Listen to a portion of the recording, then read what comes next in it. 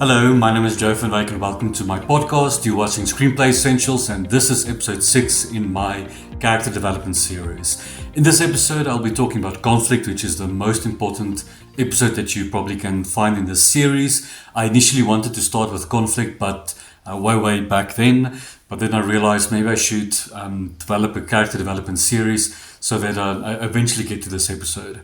This is a very important subject that it's important to understand if you're a young writer, young filmmaker watching this. Conflict is at the heart and the root of everything. Whether you're writing a novel, a screenplay, a theater play, a comic strip, whatever creative storytelling that you engage in, that conflict is at the heart of all of that. It's like the sun in our solar system are holding up all the planets. The sun is a conflict and the planets surrounding the sun is like your characters. Now, the golden rule of storytelling is that no conflict, no story, and story is a placeholder for genre. So no conflict, no drama, no conflict, no comedy, no conflict, no horror, no conflict, no suspense or thriller.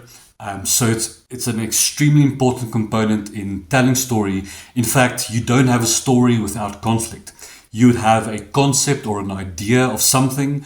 As soon as you put that to the test, or as soon as you interject conflict into the idea, the concept, it becomes a story. Someone might have a cool idea about this or that, or this character with this personality, or they're trying to do this, or even if the super objective have been figured out, it's not a story yet.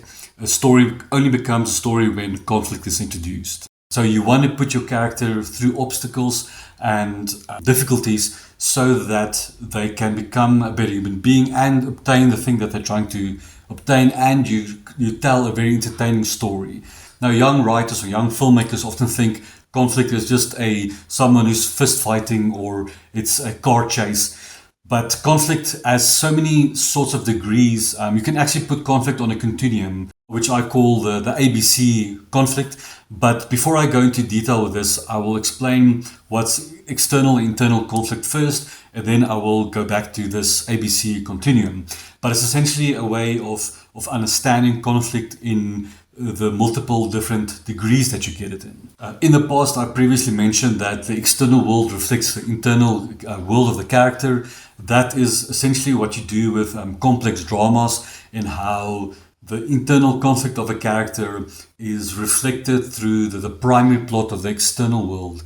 And you'll get, after this episode, you'll definitely understand what we mean by that when the external world reflects the internal world. It can be only external world and it can only be internal world, but often in complex dramas, it's often a strong connection between the two in how complex stories are being told. External conflict or outer conflict. This is essentially the thing that puts the audience in the moment of the story in which the character is undertaking the point in the story that is interesting to the audience. External conflict is the thing that attracts the audience in the first place. We know there's an external force that the character is undertaking, but external conflict is essentially the thing that the character it's forces outside of them. It's forces that they can't control. It's can often take many different types of forms and shapes. There are 8 different types that you can look at, which I'll mention in a moment. That external forces allows the character to jump into the story, and often through the inciting incident, it pushes the character into the extraordinary world, which is the second act. The goal of external conflict is to put pressure and tension and obstacles for your characters to overcome, your protagonist to overcome in reaching their goal. Otherwise, it's too easy if they get what they want immediately, and there's no point in entertaining your audience that way. Almost like a rule for storytelling is that you want to put your character through hell, because then it shows you that the character is going through these obstacles systematically so that they can finally grow and change. And without those important components, storytelling just falls flat. The outer motivation pushes the character forward in trying to achieve their super objective. External forces are there to create tension, friction, hurdles, obstacles for the characters to overcome. That's a way to tell entertaining story. Otherwise, achieving the thing that they're trying to achieve very easily is very boring, and no one remembers those type of stories. But when you see characters face hardships and extreme pressure in what they're trying to achieve, it's very memorable. If you're writing a scene, you would create intentions and obstacles in that scene so that you push the story forward. And a character would go through those obstacles in order to change or go through the character arc in whichever way or form. This external conflict is very important in the forward momentum of storytelling. A beautiful way to explain the external conflict is going through a list of 8 tropes, one of which is internal conflict. But these 8 tropes is a clear definition or explanation of what a protagonist undergoes or partakes in any given story, how they deal with conflict and the conflict that's present in the story. The first one is what we call man versus self. This is an internal conflict, but and I will discuss that in a moment. But in a nutshell, it's a character that struggles within themselves. They are their own worst enemy. It's often a film where a character is in isolation that torments himself, or that friction that a character tries to go from level 1 to level 2, or struggles and go from level 1 to 0 and -1. The second one is what we call man versus man. This is 2 characters that faces each other. They have got opposing desires. It can be 2 characters that's after the same goal. Very importantly, when you do that, you focus the audience's attention. This type of conflict is the more famous one because it puts the audience in the situation, in how they empathize with the main character, trying to sort out a fight or the conflict with the other person who wants probably the same thing that the main character does. You put a face to conflict, and the stronger the antagonist, the stronger the conflict, the stronger your story. You might have heard that antagonists are often the ones who tell the story. If you create a weak antagonist, you create a weak conflict, you create a weak story. And it's important to understand that you need to focus the antagonist, you make the conflict very real and very personalized to the protagonist, so that the audience can root for the protagonist and despise the antagonist. Now, in classical cinema, it's often the cowboy with a white hat versus the cowboy with a black hat. It's often good versus evil. But as films and stories have evolved, you get more complexity in characters that often blur these lines, where Walter and Gus from Breaking Bad is a good example, where it's 2 immoral characters or 2 evil characters that basically fights it out, and the audience roots for the lesser of the 2 evils. And the movie Heat is a beautiful case study of the definition of a protagonist and antagonist facing each other. A protagonist and an antagonist are often linked very perfectly. They can be the same person. It's 2 sides of a coin. And even The Dark Knight has 2 beautiful dialogue lines when Harvey Dent says, you either die as a hero or live long enough to become the villain. And Joker that says, when an unstoppable force meets an unmovable object. That's a beautiful description of these 2 forces. And antagonists are often protagonists in their own stories, but the key difference is it's how the story is being told, or which perspective the story is being told. Whether it's 2 ladies arguing about who wrote dirty letters, or if it's a Captain America versus the Red Skull, or if it's Rocky versus Apollo. The third one, man versus nature, or man versus animal, or man versus monster. This is the type of film that you see where a character is experiencing a natural disaster, like a tornado or a big flood, or tsunami, even Interstellar in space, or the movie Gravity itself. The Revenant is an example of a character that's been stranded in nature and tries to survive, and then has to deal with a bear. This is also your vampire movies, or zombie movies, or werewolf movies. When a character is faced with a alien or a monster, those are the type of conflict that they find themselves in. The fourth one, man versus robot, artificial intelligence, or any other tech. This would be your Ex Machina, iRobot movie, Westworld or the series Westworld, where they fight robots. The Terminator, Megan the puppet, the AI puppet that wreaks havoc. The fifth one, man versus group. This would be like, for example, Rambo taking out a squadron of enemy soldiers, or group versus group that shows like rebels trying to liberate a evil king or a tyrannical government. Groups of anchormen facing each other. A dodgeball in a sports movie where one sports team faces another sports team. Or like the Avengers that shows multiple groups facing off one another. Or for example, The Hobbit, in which the conflict that rises within a group that exponentially rises into a battle between 5 armies. Then man versus society and fate, a character that is faced against all odds. It would be often a political genre, man against the law, or a character that's been unlawfully arrested or imprisoned, or a character like Malcolm X in a political arena and a social movement, or a character standing up for human rights, or a character fighting for human rights in a culture or society situation in which they find themselves. And then characters who have a conflict with fate are the ones who are often the prophecy child that is destined to be the only one to solve the crisis. Then the last one, man versus God, or man versus the supernatural.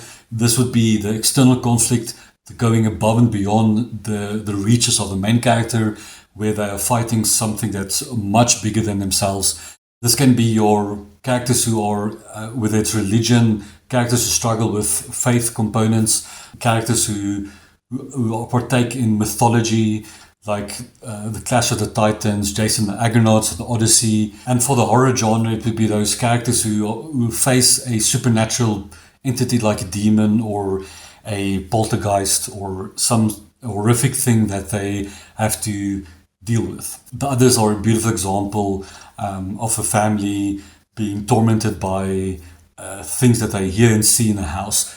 So these 8 tropes are the famous ones. The one in blue is internal conflict, which I'll discuss in a moment, and the red ones are external conflict. And what writers often do is they figure out what is the prime conflict that the story takes place in, whether it's man versus man, or man versus group, or group versus group. And then what often happens is the general rule of thumb is that what you should do essentially is to try to make a hybrid conflict in which you combine 2 or 3 or 4 components of these 8 tropes in one film. Like you would have man versus self, which is often the standard baseline, because it's often difficult to tell a story without this internal conflict. So the baseline is often man versus self. Then writers would combine like man versus man and man versus society. So you would combine a couple of these tropes into one movie and make a hybrid conflict in which entertains the audience. Obviously, there are some genres and exceptions where you specifically, it's only man versus self or only group versus group. But the general rule of thumb is that you want to try to combine things as possible, as long as it makes sense and logical sense in the story that you're telling. Okay, so internal conflict. Internal conflict is the struggles within a character and is extremely important in any given story. Now, you do find films where the characters don't care much about the internal conflict. Often flat characters have no desire of changing themselves, so they don't care about their inner problems. But to create complexity in any given story, you create inner conflict within your character. Internal conflict is not a flashy, attractive type of thing. It's very difficult often to write internal conflict in a story or to make it visual, but it's the essential part that is a driving force for characters' growth or corruption. It's where your character's arc plays out entirely. Without internal conflict, you can't create compelling arcs. Now, since internal conflict happens inside of the mind of the main character, you have to show it visually to the audience. And when you do that, the audience relates to your character as a human character, making decisions, what's right or what's wrong. Characters who face their phobias, their fears, self-doubt, anxiety, if a character thinks they are worthless or they've got insecurities. Characters who face the inner demons, depression, the alcoholism, fear of commitment. All those things contribute to inner conflict. Our character struggles over obstacles in the journey that they undertake. So much like external conflict with their 8 tropes, one being internal conflict, the man versus self, you also get 8 tropes with internal conflict. The first one being moral internal conflict. Most internal conflicts has some sort of morality connected to it, but this is essentially a character that struggles between 2 opposing moral values, or a deeply held moral value versus an easy way out. And this friction often occurs between what characters want to do and what characters should do. Some characters want to live their lives, but they're obligated to take care of a parent. And some characters have to make tough decisions between choosing life and death for other people, choosing right or wrong. It can have an extensive burden on their shoulders. And make sure that the audience understands the practical options for the character to choose, and give time for the character to weigh those options dramatically in which path to choose. And when you make sure the options are clear to the audience, slow down the pace and have them debate or think or reflect on and react to those things, so that they tell the story in an emotional way, because the most important thing in a film is to elicit emotion. Love-based internal conflict, this is probably the most common one of them all, because almost every character desires to connect with someone else. And if that is rooted in love, then you can see how the internal friction can turn on itself and make them extremely miserable and desperate, even when the opposite sex, for example, rejects them or have no interest in them, or don't reciprocate the love affection, so that internal conflict can truly cripple a character. The second one, fear-based conflict. Now, this is obviously a character that fears something specific that prevents them from making the right choices. And as I've explained in the previous episode, that fear can move the plot forward in a character determined in solving a crisis, but fear can also cripple them with regards to phobias. And all those external conflicts, man versus man, man versus group, man versus society, those things can have a direct impact in the fear instilled within a character. Religious or political inner conflict, this would be a character coming from a certain specific background, and because of the external conflict or the inciting incident, they are forced to ask questions, they're forced to examine themselves, their own belief systems. If you come from a religious background and a political background, or a different political background, there might be clashes. And often what happens to those type of characters lead to a different mindset where they make up their own mind, as opposed to what religion or politics have taught them. Political or societal inner conflict. Now, naturally, when a character has a specific political view that doesn't align with others, and if the character finds themselves trapped into those conflicts, it can throw their wills upside down. And we see this in our day-to-day lives, how people often act out, whether it's extremely violent or hysterical in how they are conflicted within the political arena. Societal inner conflict can often have a direct influence on characters who are introverts. This would be your famous party scene where you have extroverts and introverts all in the same location, and how extroverts treat introverts, and often how introverts deal with this obsession to become or to be a popular person. That can have a huge influence in how they struggle with their dynamics with other people. Identity-based conflict, this is where characters have struggle identifying who they are and how they fit into society and norms, and they often have a extreme crisis in identification of who they are. Like, for example, an outcast character that's been outcasted by the community or society. This outcast figure, the underdog, is man versus group, has this identity crisis and often a self-awareness issue of how they fit into the norm. Or they rebel and reject the norms and the standards, and they adopt ideologies or philosophies that make them unique who they want to be. The extreme extent or version of inner conflict would be like split personalities in the movie Split with James McAvoy's character, where you show a character that has split personalities and they've got difficulty controlling or maintaining their own sanity. Existential inner conflict, this is your typical Woody Allen type of character, the neurotic character that is obsessed or concerned about life and death, faith, things that they can't see, and they're often life's great debaters because they want to get to the true answer by often seeing both perspectives and trying to get to the truth of the matter. Then lastly, self-perception, inner conflict, where characters have a different view on themselves. That's often ironically, like for example, a character would think they are very trustworthy, but they would come late to meetings. Or a character that think they are very organized, but they live in a complete pigsty. We as human beings often do this with ourselves, how we see ourselves. We would put this armor up, and sometimes a character would expose that and expose the hypocrisy. Sometimes a character can feel like they're very noble or they're very humble, but in reality, they're very narcissistic. Much like the 7 tropes from the external side, you can create a hybrid conflict by trying to combine a few things in the development of your character throughout a movie or throughout a series. Or it can be just one thing, and one thing is enough to carry the dramatic weight. But what writers often do is combine a few things so that they can create more layers and more complexity in the development of the character. Internal conflict is also emotional conflict. You can see internal conflict almost like an emotional through line.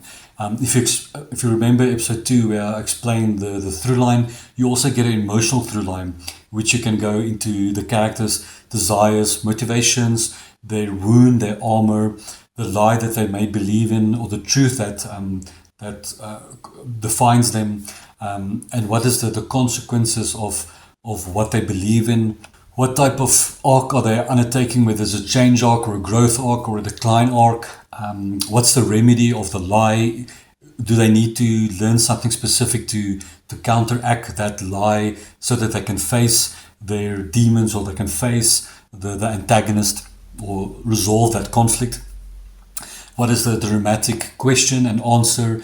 Like, will they succeed in their super objective, and if there's a cost or a sacrifice that they need to make in order to obtain the thing that they truly want. So this emotional through line you can use in conjunction with the through line that I've explained in episode 2. And with these two things, you create complex characters and you create three-dimensional character in human beings. Little Miss Sunshine is a beautiful example in which you show internal conflict quite visually.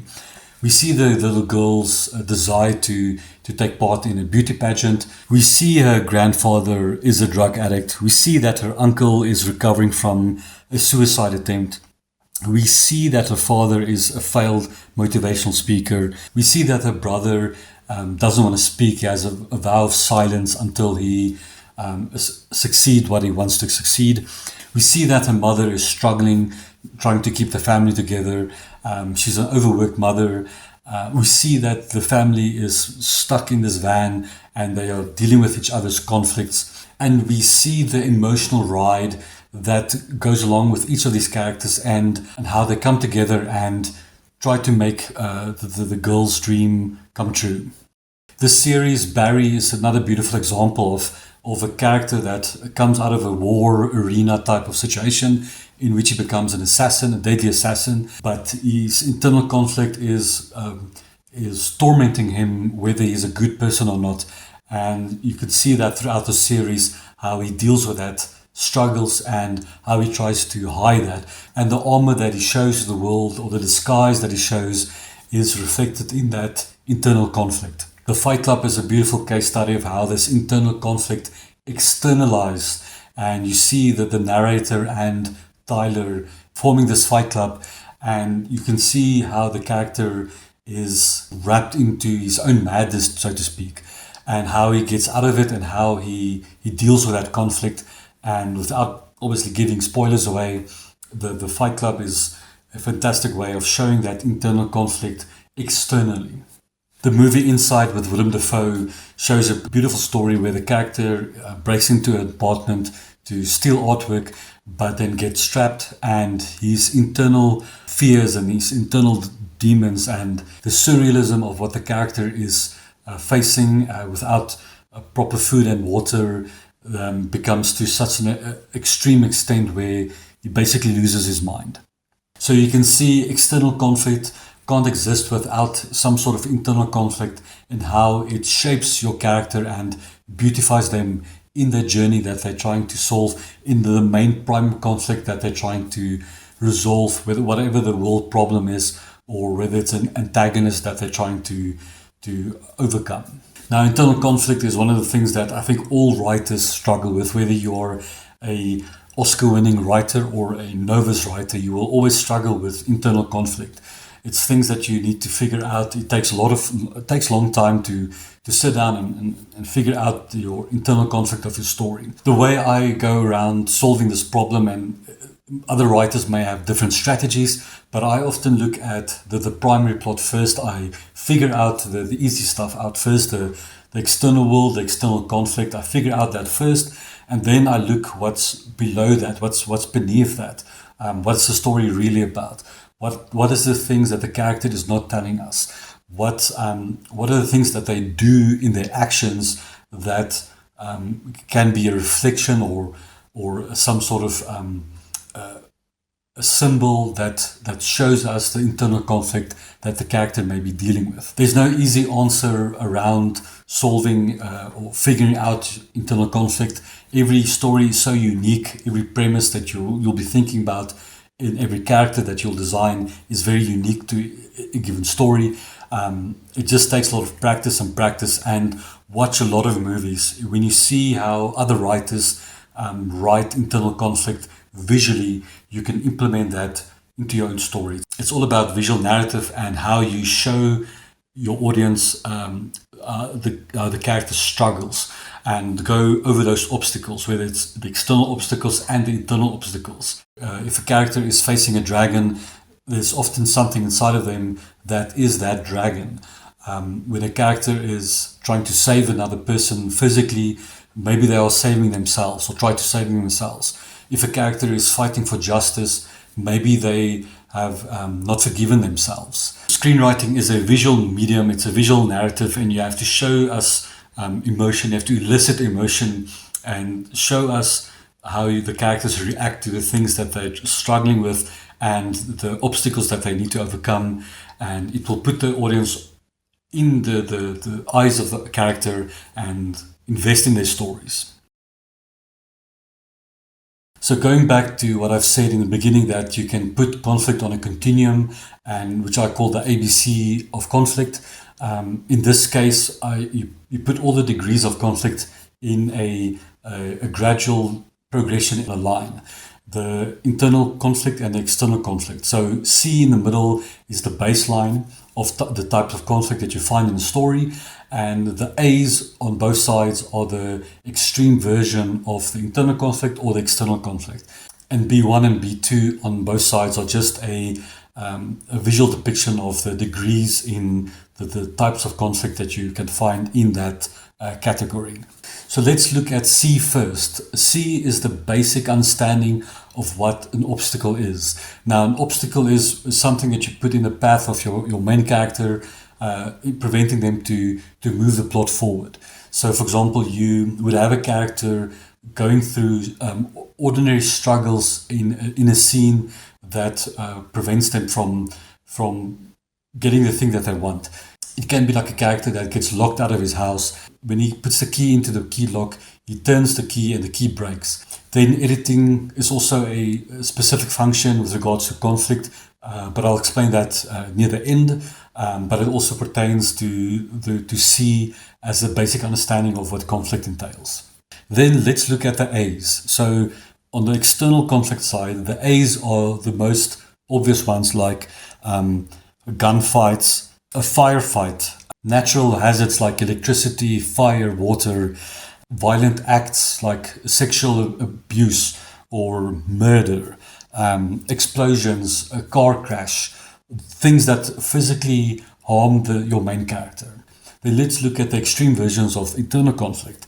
Characters that are suicidal, characters who are mentally torment themselves, that inflict self-harm on themselves mentally, and characters who have split personalities, who can't differentiate between what's fictional and reality, that is trapped within that chaos mindset and delusions of grandeur. Medical conditions or age can also be a factor in this, like Alzheimer's or a character that's senile. So then on the internal side, let's look at B1 and 2. So B1 would be more dialogue driven, in which a character would argue with themselves. For example, when a character thinks they are worthless, or when they are self-doubt, or like a guilt-driven character, characters who deceive or lie to other people. It can also be like the Freudian triangle, where the it versus the superego. The superego tries to reprimand the it. Then taken further to B2 would be a bit more extreme, like your depression, your anxiety, defense mechanisms of Freud, repression, aggression, denial, characters who have hate and anger that boils up inside of them, and then phobias, like abnormal fear of things that they can't control, fear of spiders, fear of water, fear of closed environments. Those type of things will fall into B2, for example. Then moving over to external conflict with B1 and B2. So B1 would be also dialogue driven. This would be all your debates, your shouting matches, your arguments, your characters who disagree with one another, a character humiliating another character, a character threatening another character, insults, accusations, and rage can also be included in this. Then B2 is more tension driven. This would be your chase, escape, flee, pursue, army charging, hunting the enemy, alarms that go off, invasion, suspense in situations where the characters are outside, that are closing in, the characters trying to hide, that type of situation. So you can see conflict is not just about a person fighting one another with a fist or a gunfight. It is various different ranges of degrees that you can implement into the story, into your own scene, especially the C component that writers often forget, the obstacles that you can implement in the progress of the character trying to achieve their goal, achieve their super objectives. So it's important to understand that internal conflict and external conflict is not just a thing regarding your character development throughout the story, but also how you formulate scenes and how you work through scenes.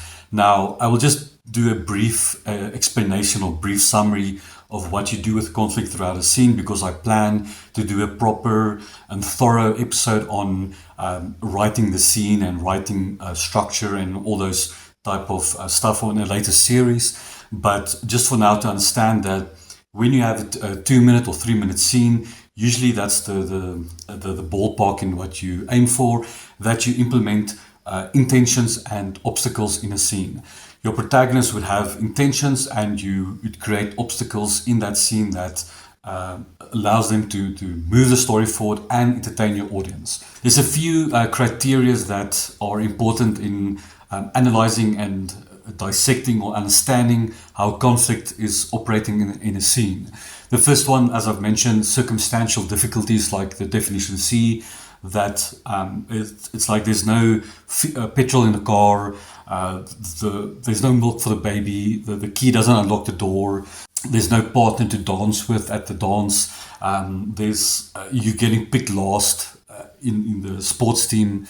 For example, I just recently watched an episode of The Dave the Jackal in which we have a scene in where the assassin's trying to escape a situation, and then he jumps into one car, the car doesn't start, that's an obstacle. He jumps out into the second car doesn't start, and then more bad guys arrive on the scene. So that escalation of conflict, the raising the stakes, it intensifies. A novice writer would just have the character flee the situation or the scene, but good writing is using the elements in the scene to create extra obstacles for the character that elevates the conflict to such an extreme that he needs to make tough choices and decisions to get himself out of that scene. The second one is direct opposition, in which, for example, another character directly opposes your protagonist in whatever way or form, whether it's the antagonist or secondary characters or even tertiary characters. Remember, you get a threshold guardian that prevents the protagonist from entering a building or crossing a bridge or whatever the thing that they're trying to protect. So those things will create obstacles for your character. Then the third one is expositional conflict. It's a very clever way of introducing information and exposition in a scene by putting it in contrast or putting it in conflict. For example, two characters would argue over a point, and that point has to do with exposition about the story or the lore or information that is important to the character with regards to their super objective. So exposition can be done in such a way where you can put it in contrast and in conflict that tells the story more effectively. Then of course you get your active conflict, the active external conflict, the A I mentioned, all the gunfights, the physical fights, the car crashes, things that happen physically with your main character. Then passive conflict, for example, would be your protagonist being ignored by others or being kept in the dark for some reason. Others avoid your character. Maybe there's a character with more control in the scene that delivers some sort of power control over your character and suppresses them. Indirect obstacles that can have an influence on your scene, like things that happen outside of the scene or outside the reach of your character, whether it's like maybe a SEAL team that is going on a mission but the mission gets cancelled. Active dialogue is the verbal confrontation that we find, the arguments, the debates, the heated debates, the even passive aggression that you find in dialogue. Physical obstacles that a protagonist encounter, like a roadblock, weather, electrical hazards, even the ocean can be an obstacle for a character. Then you have mental obstacles, a character that suffers from fear or phobia or insecurities or mental afflictions like amnesia or Alzheimer's. All those things can have an influence in the conflict within a scene. I found another article online from IRVINE that describes 60 ways of strengthening your conflict within scenes, and I will put a link in the description for you to follow. It's a very eye-opener of what you can do with conflict within a scene. Something that you can ask, for example, is the conflict within a scene, is it a personal thing to the protagonist? Because if it's not, then they're not desperate enough to obtain the super objective or obtain the mini goal in the scene that they're trying to achieve. If they're trying to get to the ocean, but they don't care about getting petrol into the car, then getting to the ocean doesn't really matter. Then very, very importantly is raising the stakes. So what are stakes? Stakes are things that has a importance to the character, a risk to the character if they fail to conquer the conflict. The more conflict you have, the more things the character can lose. To raise the stakes means to increase the temperature of the conflict, for example. You put more conflict between the protagonist and the mini goal of the scene that they're trying to achieve, and coincidentally also the super objective of the story. The more conflict you put in, the more things that they can lose, the more things are at risk for the character. And the more the character has to lose because of the result of the conflict, the more pressure intensifies in the story and engages with your audience and invests them into the journey of your character, going over those obstacles in trying to achieve their goal, their mini goals in the scene, or their super objective of the story. Now, there's nothing more important than life and death stakes when a character is fighting for their life. Now, obviously, not all genres will have life and death situations, but it's often the extreme versions of raising the stakes. Like you need to ask your character, what are the things that the character risk that is so detrimental to their health or their well-being if they can't successfully conquer the conflict. Obviously, a romantic comedy may not have a life and death situation, but you need to ask yourself, if a character can't obtain the affection or love from the other character, what spiral of madness or torment the character will fall themselves in, or depression or anxiety. Life and death risks are very compelling to the audience. It compels the character to try their best, their utmost best, to overcome the obstacle or the conflict to reach their goals. And don't forget to raise the stakes. Often we as writers, we often forget about elevating the temperature. You put in conflict in a scene and often think that's more than enough, but there needs to be the risk factor of what the character risks to lose. If your character is hanging from a ledge, for example, and they find themselves in that conflict situation, that conflict isn't enough for compelling story. You need to think outside of the box, where maybe there's a child on the back of the character hanging for dear life, and if the character falls, the child dies. Or there's lava underneath the character, and if they falls, they're not just falling and breaking their leg, they're also falling into lava. It may seem silly, but you need to always think about extra steps than the conflict itself. For example, if you look at Die Hard, the movie, the first movie, in which the character is there to save his marriage, but now there's a terrorist taking over the building, and now this police officer has to face off multiple thugs, and especially when the villain finds out that McClane's wife is also there, and his wife is in jeopardy. Those stakes are being raised for her safety and security. And then he learns that the villain also wants to blow up the building, so everyone's lives are at risk, and the stakes are constantly raised higher and higher and higher. Now, obviously, when dealing with action and comedy genres, those raising the stakes can be a lot easier than writing human drama, where characters deal with inner conflict constantly and direct and indirect forces and influences that blocks them, it obstructs them in obtaining what they're trying to obtain. The good way is just to watch a lot of human dramas and figure out how writers deal with not only inner conflict, but raising the stakes in that story. The Hangover movie is a brilliant example of the stakes being raised constantly because the characters are waking up from this temporary amnesia of this hangover. And also when they find out what happened to their friend, that the friend is stuck on a roof, the life and death situation becomes more extreme. And especially when they run into this mafia component into the story, the risks keep piling up until the conflict gets resolved. Another comedy example, Hot Rod, is a beautiful case study of how raising the stakes constantly throughout the story is implemented into the story. The character tries to raise money for his stepdad, and you see how the character is facing constant battles in how he's trying to achieve that.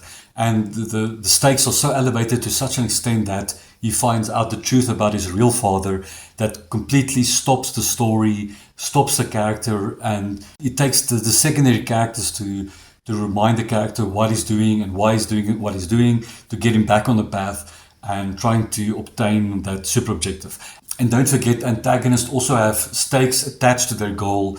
The audience may not care about that because we're invested in the protagonist's story, but the antagonists care about the things that they're trying to achieve, and there's also stakes involved, and often the protagonist is in the antagonist's way of obtaining those the super objective or obtaining those goals that the character wants. Remember, secondary characters also have stakes involved in how they also deal with conflict. Secondary characters also have conflict with one another that can be outside of the main conflict between the protagonist and the antagonist.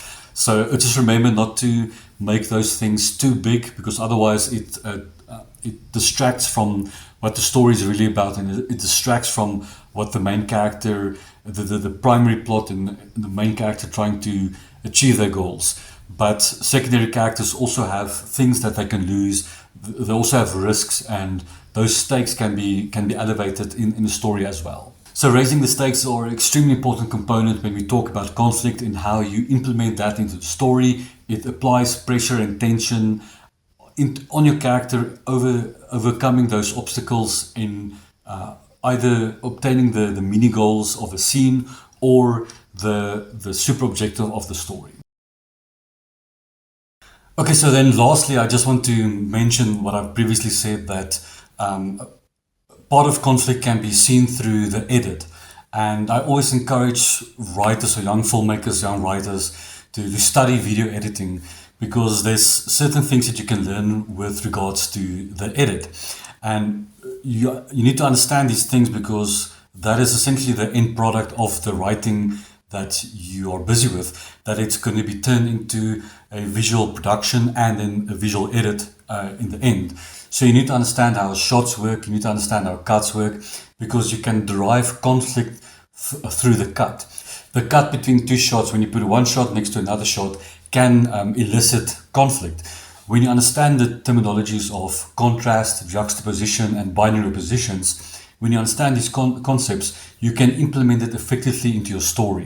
And then furthermore, I always encourage young filmmakers and young writers to study Sergio Eisenstein's montages, the metric, rhythmic, tonal, overtonal, intellectual montages, because once you understand the ideology behind this editing techniques, you can fully implement that into your writing. Now, you're not a video editor, so obviously you're not going to have to stress about all technical things. It's more about understanding basic principles and components behind editing components that relates to story. And if you understand how those things effectively work, you can build that into the visual narrative and the visual medium of screenwriting. The general rule of thumb is when you type an action line, you press enter to the next action line, you're creating a cut. So the shot, action line is a shot, the next action line is another shot, the next action line is another shot. When you understand juxtaposition or binary oppositions or contrast and or the montages, you can fully implement that principles into the writing, how you tell a story visual. And smart directors will pick up on that when they read the script where visual images are juxtaposed to one another. You create a sense of conflict within the context of the story. For example, the Gilligan cut, which is a famous technique in which often works in comedies. A character says one thing and then directly after that, it's the opposite that occurs. So contrast, juxtaposition, and binary oppositions are key terms that you need to familiarize yourself with when writing visual narrative and dealing with conflict in a story. So wrapping up, apologies for the long episode. I just felt I had to cover most of the basics. There's probably a few things I missed out, but hopefully you have a keen understanding of what conflict entails and how important it is into story. Without conflict, you don't have story. Without conflict, there's no character arcs, there's no character development. Conflict is like I said in the beginning, conflict is like the sun in our solar system, and the planets around the sun is like your characters. Conflict is extremely important. It's the most important component in any given story. Without conflict, there is no story. When you watch your favorite story or your favorite movie, you will always notice how conflict is on the forefront of things. Without conflict, there's no story. Conflict can range from the simplistic baseline situational conflict, obstacles, hurdles in a scene, to more complex inner conflict things and more physical things that we all know, the physical fights and things that we all come to learn from external conflict type of things. And also there are famously checklists and questions that you can ask your protagonist and your antagonist dealing with conflict and going through a story. The importance of the conflict on strengthening your conflict in a scene or a sequence or an act, or making sure that the conflict makes logical sense within the context of the story. So my plans for the next maybe 1 or 2 episodes for this series is just to do a bit of a case study, how you develop a character through a trilogy or a series, and I've got interest in game development as well. So I'll probably, the last episode will be video games and how character development occurs in video games. But thank you for watching. Please like and subscribe, and I see you in the next episode.